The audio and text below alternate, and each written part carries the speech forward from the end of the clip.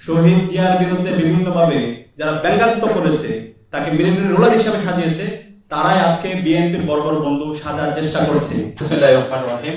বিপ্লব ও সংহতি দিবস উপলক্ষে আজকের আলোচনা সভায় উপস্থিত জাতীয় নেতৃবৃন্দ, উপস্থিত সাংবাদিক বন্ধুগণ, উপস্থিত সংগ্রামী ছাত্র জনতা, আসসালামু আলাইকুম ওয়া রাহমাতুল্লাহ। আজকে আমার আলোচনা শ্রদ্ধার সাথে স্মরণ করছি বাংলাদেশের অভিসংবাদিত নেতা শহীদ প্রেসিডেন্ট জিয়াউর রহমান থেকে শুরু করে আজাদী আন্দোলনের সকল শহীদদের, বিশেষ করে জুলাই বিপ্লবের শহীদ আবু সাইদ, শহীদ ওয়াসিম, শহীদ শান্ত, শহীদ আলী রায়হান থেকে শুরু করে সকল শহীদদের, যাদের আত্মত্যাগের মাধ্যমে আজকে আমরা ফ্যাসিবাদ মুক্ত বাংলাদেশ পেয়েছি। আজকের দিনটি খুবই গুরুত্বপূর্ণ। এতক্ষণ ধরে আমাদের বিদগ্ধ আলোচক বৃন্দ চমৎকার আলোচনা করেছেন। বিপ্লব ও সংহতি আমাদের শেখায় আমাদের শত্রু কারা এবং আমাদের মিত্র কারা। আমাদের ফুয়াদ ভাই চমৎকার ভাবে আমাদের আলোচনা করেছেন। আমরা যদি দেখি যে জুলাই বিপ্লব হয়েছে, সেই জুলাই বিপ্লবের সাথে বিপ্লব এবং সংহতি যে দিবস, সেই স্পিরিট আমরা কানেক্ট করতে পারি। আমরা দেখতে পেয়েছি বিপ্লব ও সংহতি দিবসে, বিপ্লবের সংহতির দিন, সেদিন সিপাহী জনতা একসাথে নেমে তারা স্লোগান দিয়েছিল, নারে তাকবীর, আল্লাহু আকবার, দিল্লি না ঢাকা, ঢাকা ঢাকা, গোলামি না আজাদি, আজাদি আজাদি।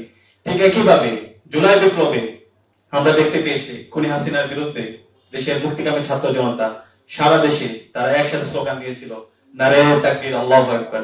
তারা স্লোগান দিয়েছিল, দিল্লি না ঢাকা, গোলামি না আজাদি, আজাদি আজাদি। তারা ভারতীয় আধিপত্যবাদের বিরুদ্ধে, আগ্রাসনের বিরুদ্ধে তারা কথা বলেছিল। কিন্তু দুর্ভাগ্যের বিষয়, এখান থেকে আমরা শিক্ষা নিই না যে বিপ্লবের মাধ্যমে আজকে আমরা নতুন বাংলাদেশ পেয়েছি, আজকে আমরা আজাদি পেয়েছি, শহীদরা যে জন্য জীবন দিয়েছে, সে আকাঙ্ক্ষার কথাগুলো আমরা ভুলে যাই। আমরা আমাদের শত্রু এবং মিত্রকে চিনতে ভুলে যাই। আমাদের এই 7 নভেম্বরের মাধ্যমে মেজর শহীদ প্রেসিডেন্ট জিয়াউর রহমানকে মুক্ত করে সিপাহী জনতা। শহীদ জিয়ার অবদান আজকের এই বাংলাদেশ। শহীদ জিয়া বাংলাদেশকে দেখিয়েছে কিভাবে গণমানুষের জন্য কাজ করতে হয়, কিভাবে সবাইকে নিয়ে কাজ করতে হয়, দেশের স্বাধীনতা, সার্বভৌমত্ব, অখণ্ডতার জন্য কিভাবে কাজ করতে হয়, কিভাবে বহুদলীয় গণতন্ত্র প্রতিষ্ঠা করতে হয়। কিন্তু দুর্ভাগ্যের বিষয়, আজকে শহীদ জিয়াকে যারা দানব আকারে হাজির করেছে, শহীদ জিয়ার বিরুদ্ধে বিভিন্নভাবে যারা ব্যঙ্গাত্মক করেছে, তাকে মিলিটারি রোলার হিসেবে সাজিয়েছে, তারাই আজকে বিএনপির বড় বড় বন্ধু সাজার চেষ্টা করছে।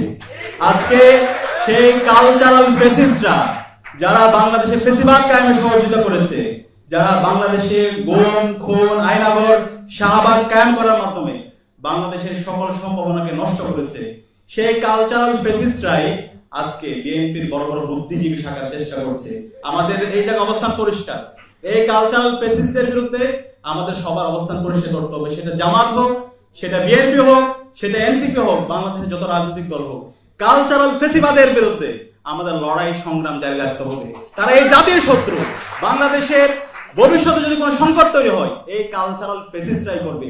তারা এই দিল্লির দালালি এখানে করবে, তারা এখানে বাকশাল কায়েম করবে, তারা আবার এখানে শাহবাগ কায়েম করবে। সুতরাং তাদের বিরুদ্ধে আমাদের সব সময় প্রতিবাদ, প্রতিরোধ জারি রাখতে হবে। মেজর জিয়া রহমানের অবদান আমরা জানি। বাংলাদেশের পার্বত্য চট্টগ্রামে আজকের যে অখণ্ডতা, আজকে যে আমাদের দেশের স্বাধীনতা, সার্বভৌমত্ব উচ্চ অবস্থায় আছে, মেজর প্রেসিডেন্ট জিয়াউর রহমানের গুরুত্বপূর্ণ অবদান। তিনি শুধুমাত্র পাহাড়ের জন্য কাজ করেন, সমতলের জন্য কাজ করেছেন। এই পাহাড়ের নিরাপত্তার জন্য কাজ করার পরও এই কালচারাল ফ্যাসিস্টরা, এই দিল্লির বয়ান যারা বাংলাদেশে কায়েম করে, তারা ক্রমাগত ষড়যন্ত্র এবং চক্রান্ত করছে এই পাহাড় নিয়ে। সুতরাং আমাদের এই জায়গায় সবার ঐক্যমত হইতে হবে। আমরা যদি এই কালচারাল ফেস্টিভ্যালের বিরুদ্ধে এবং যারা এই বাংলাদেশে দিল্লির এজেন্ডা বাস্তবায়ন করতে চায়, তাদের বিরুদ্ধে যদি আমরা ঐক্যবদ্ধ হতে পারি, তাহলে বাংলাদেশে আর কখনো ফেস্টিভ্যাল আসবে না। বাংলাদেশে জুলাইয়ের শহীদরা এবং আমাদের বিগত সময়ে আজাদী আন্দোলনের শহীদরা যে জন্য জীবন দিয়েছে, একটি বৈষম্য ইনসাফ ভিত্তিক বাংলাদেশ বিনির্মাণ করা, সেই বাংলাদেশ বিনির্মাণ করা অবশ্যই সম্ভব হবে। আমরা একটা নয়া বাংলাদেশের স্বপ্ন দেখি, নয়া আজাদির স্বপ্ন দেখি, এবং সেজন্যই আমরা সবাই জুলাই একসাথে রাস্তায় নেমেছিলাম। আমরা যখন রাস্তায় নেমেছিলাম, আমরা দেখিনি আমার পাশে সে কি ছাত্রদল, নাকি শিবির, নাকি সে ডানপন্থী, নাকি বামপন্থী। আমরা সবাই এক বিন্দুতে মিলিত হয়েছিলাম ফেস্টিভ্যালের বিরুদ্ধে। এখন বিপ্লব পরবর্তী আমাদের এই বাংলাদেশ বিনির্মাণ করার জন্য যেভাবে ঐক্যবদ্ধ হওয়া দরকার, আমাদের কাছে মনে হচ্ছে সেই ঐক্য দিনে দিনে ভেঙে যাচ্ছে। আমরা আমাদের ব্যক্তিগত স্বার্থ, দলীয় স্বার্থ, বর্গীয় স্বার্থকে অনেক বেশি প্রাধান্য দিচ্ছি। 54 বছর পরে আমাদের যে ঐতিহাসিক সুযোগে আসছে, এই সুযোগকে যেন আমরা হেলায় তোলায় আমাদের ব্যক্তিগত স্বার্থ, দলীয় স্বার্থ, এর কারণে আমরা যেন নষ্ট না করি। আমরা যদি এই সুযোগকে নষ্ট করি, আমরা যদি ফেসিবাদের উপাদানগুলোকে আবার রেখে দিই, আমাদের এই রাষ্ট্র প্রকল্পকে, রাষ্ট্র কাঠামোকে সংস্কার না করি, তাহলে এই জাতি আমাদেরকে আর কখনো ক্ষমা করবে না, আমাদের শহীদরা আমাদেরকে ক্ষমা করবে না। আমি সে কারণে সকল রাজনৈতিক দল আছে, এখানে বিএনপির প্রতিনিধি আছে, জামাতের প্রতিনিধি আছে, অন্যান্য দলের প্রতিনিধি আছে, আমি সবাইকে অনুরোধ করবো এখনই সময় আমাদের এই রাষ্ট্র থেকে ফেসিবাদের যে উপাদানগুলো আছে সেগুলোকে সমূলে উৎপাদন করা এবং নতুন রাজনৈতিক সংস্কৃতি বিনির্মাণ করা। সেই নতুন রাজনৈতিক সংস্কৃতি যদি আমরা বিনির্মাণ করতে পারি, আমরা যদি ন্যাশনাল কনসেনসাসে আসতে পারি, তাহলে আগামীর বাংলাদেশ অনেক সম্ভাবনা। আমি আশা করব সেই জায়গায় আমরা সবাই ঐক্যবদ্ধভাবে জুলাই যেভাবে আমরা রাজপথে নেমেছি, আমরা বিপ্লব পরবর্তী এই স্বপ্নের বাংলাদেশ, শহীদদের আকাঙ্ক্ষার আলোকে বৈষম্য ইনসাফ ভিত্তিক বাংলাদেশ বিনির্মাণ করার জন্য সবাই ঐক্যবদ্ধভাবে লড়াই করবো। সেগুলো আহ্বান জানিয়ে আমি আমার কথা শেষ করছি। আসসালামু আলাইকুম।